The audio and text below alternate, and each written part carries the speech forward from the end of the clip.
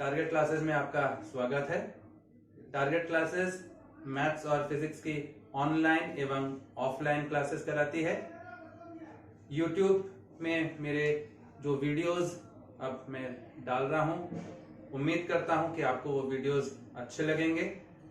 अगर आपको कोई भी सजेशंस देना है तो जरूर अपने सजेशंस, अपने राय मुझे दें, मुझे अवगत कराएं। मैं इन वीडियोस को और रोचक और ज्यादा से ज्यादा इंटरेस्टिंग बनाने की कोशिश करूंगा। मेरे YouTube चैनल को लाइक करें, सब्सक्राइब करें, शेयर करें और अपने दोस्तों को भी प्रेरित करें, उनको भी मेरे इस चैनल के बारे में बताएं। धन्यवाद।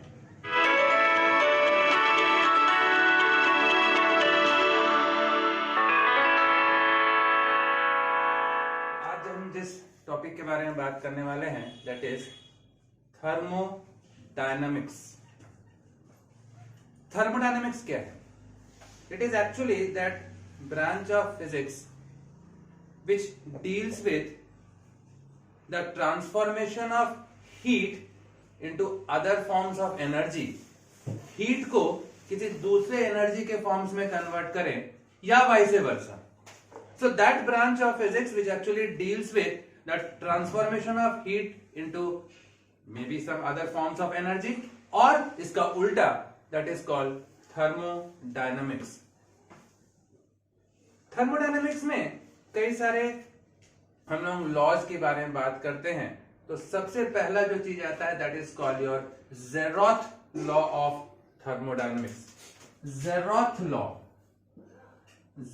लॉ ऑफ थर्मोडायनामिक्स ये क्या कहता है? सपोज आपके पास कोई एक सिस्टम है, मान लीजिए ये कोई एक सिस्टम है जिसमें हमने कुछ इस प्रकार से बनाया। ये ए है, ये बी है, ये सी है। यहां पर दिस इज ये ए बी एंड सी, ये तीन अलग अलग सिस्टम्स है आपके पास। मान लेते हैं A is in thermal equilibrium with C, B is in thermal equilibrium with C. Then zeroth law कहता है कि A and B are also in thermal equilibrium with each other। यहां पर एक चीज ध्यान देने वाली बात है, this is an adiabatic wall। adiabatic wall। Now what do you mean by this term adiabatic wall? मतलब ये जो वॉल है इसके अक्रॉस में हीट ट्रांसफर नहीं होगा। A और B के बीच में आपस में हीट एक्सचेंज नहीं होगा। Adiabatic मतलब when no exchange of heat takes place between a system and surrounding। System और सराउंडिंग के बीच में हीट एक्सचेंज नहीं हो रहा है, दैट इज, और ऐसे प्रोसेस को हम लोग एडियाबेटिक प्रोसेस कहते हैं। बेसिकली हम लोग चार प्रकार के प्रोसेसेस की बात करते हैं। ये चार प्रकार के प्रोसेसेस में क्या क्या आता है? एक आता है आपके पास आइसोथर्मल प्रोसेस, आइसोथर्मल प्रोसेस। दूसरा आता है आपके पास एडियाबेटिक प्रोसेस, एडियाबेटिक प्रोसेस। तीसरा that is isochoric process, isochoric. और चौथा that is isobaric process, isobaric process. ये चार प्रोसेसेस क्या क्या हैं? तो सबसे पहले अगर अपन देखें, बात करते हैं आइसोथर्मल प्रोसेस की। आइसोथर्मल प्रोसेस ऐसा कोई प्रोसेस जिसमें कि temperature is kept constant. Temperature is kept constant, temperature में कोई चेंज नहीं हो रहा है, तो that process is called isothermal process, जहां पर टेम्परेचर को आपने कांस्टेंट रखा है। इसके बाद आता है आपके पास एडियाबेटिक प्रोसेस। ये एडियाबेटिक प्रोसेस क्या होता है? जहां पर कि कोई भी हीट का एक्सचेंज नहीं हो रहा है between a system and the surrounding. System और सराउंडिंग के बीच में हीट एक्सचेंज नहीं हो रहा है, that is called your adiabatic process. तीसरा आइसोकोरिक प्रोसेस, या इसको हम लोग आइसोवॉल्यूमिक प्रोसेस भी कहते हैं। आइसोकोरिक प्रोसेस या आइसोवॉल्यूमिक प्रोसेस, जहां पर कि द वॉल्यूम रिमेन्स कांस्टेंट। अगर वॉल्यूम कांस्टेंट है तो ऐसे प्रोसेस को हम लोग आइसोकोरिक प्रोसेस कहते हैं। और चौथा आता है आपके पास आइसोबारिक प्रोसेस। ये आइसोबारिक प्रोसेस क्या है? जहां पर pressure is kept constant. Pressure constant है। तो ये 4 प्रोसेसेस होते हैं कोई भी थर्मोडायनेमिकल प्रोसेस में। बेसिकली हम इन 4 प्रोसेसेस की बात कर रहे हैं। तो जो अपन ज़ेरोथ लॉ की बात कर रहे हैं, आपके पास 3 सिस्टम्स है A, B and C. Zeroth law में अब देखिए, मैंने यहां पर ये जो वॉल है, this is adiabatic wall. Adiabatic wall है मतलब इन दोनों के बीच में हीट एक्सचेंज नहीं होगा, ठीक है। इन दोनों ए और बी के बीच में हीट एक्सचेंज नहीं हो रहा है, ठीक है। जबकि ये जो वॉल जो है, this wall is your diathermic wall. Diathermic wall. अब ज़ेरोथ लॉ कह रहा है कि मान लीजिए A and C they are in thermal equilibrium with each other, B and C they are also in thermal equilibrium with each other. A और C आपस में थर्मल इक्विलिब्रियम में है, बी और सी आपस में थर्मल इक्विलिब्रियम में है। तो according to zeroth law A and they are also in thermal equilibrium with each other. A और सी आपस में थर्मल इक्विलिब्रियम में होंगे। That is your zeroth law of thermodynamics. If two systems are separately in thermal equilibrium with a third system, then the two systems are also in thermal equilibrium with each other. That is called your Zeroth law of thermodynamics. ठीक है, Zeroth law clear ना। The next जो है, जैसे अपन laws की बात कर रहे थे थर्मोडायनेमिक्स में, तो अभी आपने Zeroth लॉ देखा। इसके बाद आता है आपके पास first law of thermodynamics. First law of thermodynamics क्या कहता है? मान लीजिए आपके पास कोई एक सिस्टम है और उस सिस्टम को आपने कुछ हीट सप्लाई किया है। तो जब सिस्टम को आप हीट सप्लाई करते हो तो वो जो सिस्टम है उस हीट को 2 पार्ट में यूटिलाइज करता है। 2 पार्ट में यूटिलाइज कर रहा है। One part of that heat is used to increase the internal energy of the system, and the remaining part is used to do some work. क्या कहा मैंने कहा कि सपोज आपके पास कोई एक सिस्टम है, तो फर्स्ट लॉ ऑफ थर्मोडायनेमिक्स कह रहा है dq is equal to du plus dw। dq is equal to du plus dw। आपने कुछ हीट आपने सप्लाई किया है सिस्टम को, तो जो भी आपने हीट सप्लाई किया है सिस्टम को, उस हीट में का कुछ अमाउंट ऑफ हीट वो यूज करता है to increase the internal energy of the system, and the remaining part of the heat is use to do some work.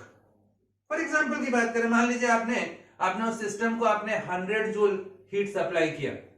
तो जब आपने 100 जूल हीट जब आपने उसको सप्लाई किया, सपोज 70 जूल उसने यूज कर लिया to increase the internal energy. Total 100 joule हमने सप्लाई किया, उसमें से 70 जूल उसने यूज किया to increase the internal energy of the system, and remaining 30 joule जो है it is use to do some work. So that amount of heat is utilized in 2 parts. One part is used to increase the internal energy। अब बार बार हम internal energy की बात कर रहे हैं। What is this internal energy? That totally depends upon temperature। Internal energy बढ़ेगा मतलब temperature बढ़ेगा सिस्टम का, इंटरनल एनर्जी कम होगा मतलब टेम्परेचर सिस्टम का कम होगा। तो that internal energy depends only on temperature, it depends solely on temperature. तो that is your first law of thermodynamics. dq is equal to du plus dw। Any amount of heat given to a system is utilized in 2 parts। One part is used to increase the internal energy of the system, and the remaining part is used to do some work। अब यहां पे कुछ sign conventions की बात करते हैं। Sign convention, ये sign convention क्या होता है? साइन कन्वेंशन, आप अगर देखो साइन कन्वेंशन में कहीं पर हम लोग अभी देखोगे कि कहीं पर हम पॉजिटिव ले लेंगे, कहीं पर हम लोग नेगेटिव ले लेंगे। तो कब पॉजिटिव साइन यूज करना है, कब नेगेटिव साइन यूज करना है? तो सबसे पहला आता है कि when heat is given to a system, जब आप हीट सप्लाई कर रहे हो किसी सिस्टम को, dq is taken positive. When heat is given to a system then dq is taken positive. and when heat is extracted from the system, when heat is extracted from the system, dq is taken negative. पहला. दूसरा, when the internal energy of the system rises, when the internal energy of the system increases, मतलब temperature बढ़ रहा है, तो du is taken positive. when internal energy increases, मतलब temperature बढ़ रहा है, तो du is taken positive, and when internal energy of the system decreases, temperature decrease हो रहा है, du is taken negative. Similarly, work done की बात करें, when work is done by the system, when work is done by the system, dw is taken positive, and when work is done on the system, system पे काम हो रहा है, then dw is taken negative. तो ये आपके पास sign convention हो गए थर्मोडायनेमिक्स का, कि कब आप पॉजिटिव लोगे, कब नेगेटिव लोगे. क्लियर हो गया? क्लियर हो गया? तो फर्स्ट लॉ ऑफ थर्मोडायनेमिक्स कह रहा है dq is equal to du plus dw. Any amount of heat given to a system is utilized in two parts. पहला, one part is used to increase the internal energy of the system and the remaining part is used to do some work. अब यहां पर एक सवाल ये उठता है कि लिमिटेशंस क्या है. एक जो फर्स्ट लॉ ऑफ थर्मोडायनेमिक्स है, इसकी कमियां क्या है. फर्स्ट लॉ ऑफ थर्मोडायनेमिक्स आपको ये नहीं बताता है कि हीट का जो फ्लो है वो कहां से कहां हो रहा है. देखिए, नॉर्मली हम लोग जानते हैं the flow of heat takes place from a region of higher temperature to a region of lower temperature. लेकिन ये जो लॉ है, ये लॉ इस चीज को नहीं बताता है कि हीट का जो फ्लो हो रहा है उसका डायरेक्शन कहां से कहां होगा. दूसरा ड्रॉबैक, दूसरा लिमिटेशन, ये नहीं बताता है कि वो जो इंजन जो है उसकी एफिशिएंसी क्या होगी. क्या एफिशिएंसी होगी, क्या वो पूरे हीट को वर्क में कन्वर्ट कर सकता है क्या. So this first law of thermodynamics does not tell us about efficiency of that engine. उस इंजन की कितनी एफिशिएंसी होगी उसके बारे में भी नहीं बताता है. So these are the limitations of your first law of thermodynamics. जैसे आपने देखा कि फर्स्ट लॉ ऑफ थर्मोडायनेमिक्स के कुछ लिमिटेशंस थे, कुछ कमियां थी. तो इन कमियों को पूरा करने के लिए, इन कमियों को ओवरकम करने के लिए सेकंड लॉ ऑफ थर्मोडायनेमिक्स दिया गया. सेकंड लॉ ऑफ थर्मोडायनेमिक्स क्या कहता है? जो फर्स्ट लॉ ऑफ थर्मोडायनेमिक्स में जो कमियां थी, उन कमियों को ओवरकम किया सेकंड लॉ में. कमियां क्या थी? फर्स्ट लॉ में हीट के फ्लो जो हो रहा है उसका डायरेक्शन के बारे में नहीं बता रहा था, और दूसरा क्या था, उसके एफिशिएंसी के बारे में नहीं बता रहा था. कई अलग अलग साइंटिस्ट ने अपने अपने हिसाब से सेकंड लॉ को डिफाइन किया है. केल्विन प्लैंक ने अपने हिसाब से डिफाइन किया है, क्लॉसियस ने अपने हिसाब से डिफाइन किया है. केल्विन प्लैंक कहता है it is impossible for a heat engine to extract heat from the source and convert it entirely into work. देखिए, ये स्टेटमेंट शुरू से एक नेगेटिव स्टेटमेंट है. क्या कह रहा है? केल्विन प्लैंक कहता है it is impossible for any heat engine to extract heat from a source, to extract heat from a higher body which is at a higher temperature and convert that entire amount of heat into work. इस statement का मतलब यह हो रहा है कि कोई भी इंजन ऐसा नहीं है जो हीट एनर्जी एब्सॉर्ब करेगा और पूरे के पूरे को वो वर्क में कन्वर्ट कर देगा. ये संभव नहीं है.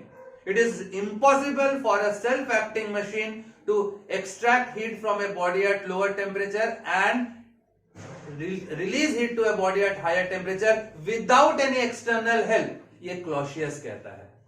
मतलब इन सारे स्टेटमेंट का मतलब ये हो रहा है कि कोई भी हीट इंजन ऐसा नहीं होगा जो 100% एफिशिएंट होगा, जिसकी एफिशिएंसी 100% होगी. ऐसा कोई हीट इंजन नहीं जो 100 जूल हीट लिया और पूरे 100 जूल को उसने वर्क में कन्वर्ट कर दिया. उसके अगर जितना हीट एनर्जी लिया पूरे के पूरे को अगर वो वर्क में कन्वर्ट करता है तो उसकी एफिशिएंसी 100% हो जाएगी. तो सेकंड लॉ ये कहता है कि ऐसा कोई इंजन नहीं है जिसकी एफिशिएंसी 100% हो सकती है। या इसको अगर दूसरे ढंग से देखें, ऐसा कोई हीट इंजन नहीं है जो कि अपने आप हीट एक्सट्रैक्ट करे, कहां से? From a body at lower temperature, और हीट को रिलीज करे to a body at higher temperature. हम नॉर्मली हमको मालूम है ना, हीट का फ्लो कहां से कहां होता है? From a body at higher temperature to a body at lower temperature होता है।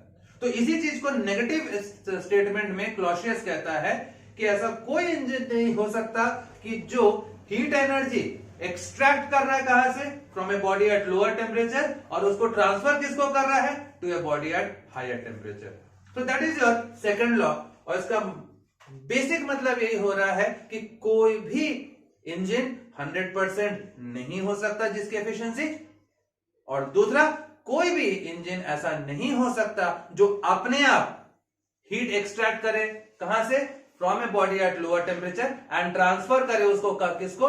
To a body at higher temperature. So this is your second law of thermodynamics. जितने भी फर्स्ट लॉ के लिमिटेशन थे उसको इसने ओवरकम किया। तो that is second law of thermodynamics.